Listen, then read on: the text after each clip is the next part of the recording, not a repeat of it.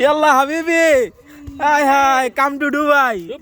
কি একটা সস বারেক হাই হাই হাই হাই হাই হাই তিলিশ মত লাগিয়া দিছস এ বেটা হাত পা ধুয়ে লইছিস নি একটু এদিকে দে তোর লুকিং দে এদিকে দে আরে সর্বনাশ এ টমেটো সালটা